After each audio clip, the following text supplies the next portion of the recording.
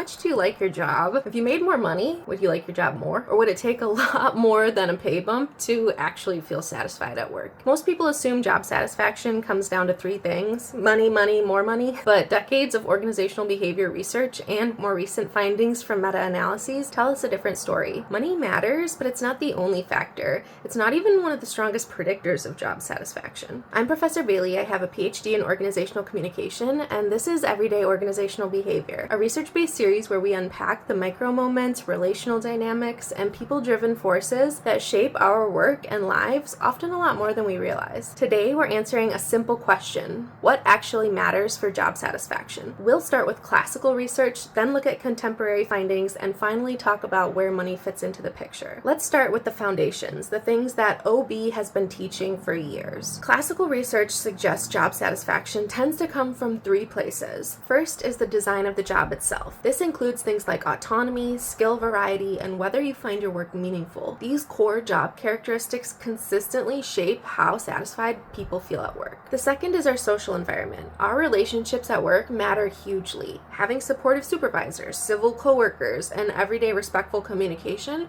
strongly influences whether people enjoy coming to work. But the opposite is also true. Toxic interactions, chronic disrespect, those things lead to dissatisfaction. And third is fairness. Not just pay fairness, but fairness in procedures, workflow, and promotion. And when fairness is missing, satisfaction tends to drop, even if the job itself is interesting. So let me pause here for a second.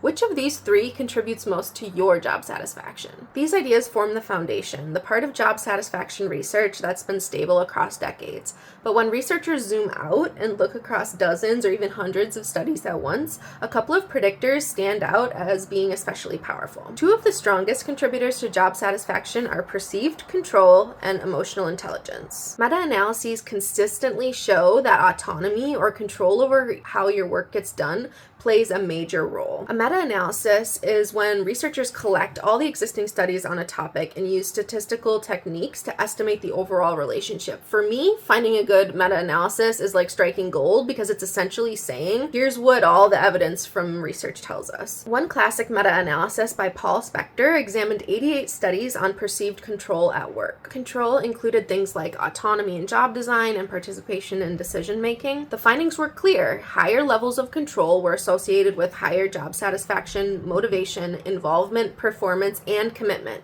and lower levels of stress, absenteeism, and turnover. Being able to adjust your work hours or your modalities, all that stuff matters.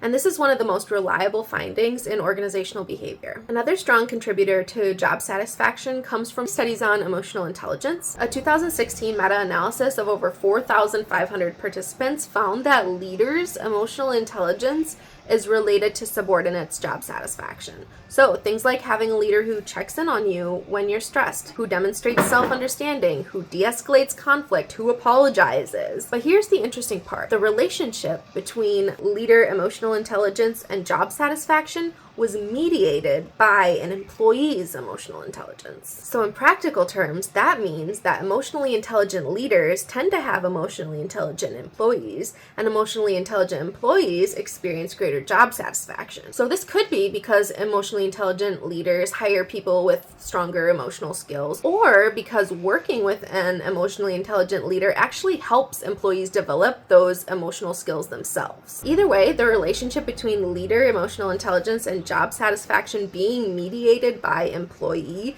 emotional intelligence suggests that job satisfaction isn't just about leaders being nice. It's about leaders creating environments where people learn to understand emotions, manage stress, and navigate their relationships more effectively. We can't possibly talk about job satisfaction without addressing the question on everybody's mind: does money actually make people more satisfied? And the answer is yes, but not nearly as much as people think. A 2010 meta-analysis of 92 different samples by Timothy Judge and colleagues found that higher pay is only weakly related to job satisfaction. What that tells me is that pay matters most when it feels unfair or insufficient. Beyond that, increases in pay just tend to have diminishing returns for satisfaction. When we put all this together, job satisfaction turns out to be a lot less about the perks and the paychecks and a lot more about the everyday experiences we have at work. The work you do, the people around you, and how the organization treats you. Autonomy and emotional intelligence consistently emerge as some of the strongest predictors, while pay and benefits are just part of the story.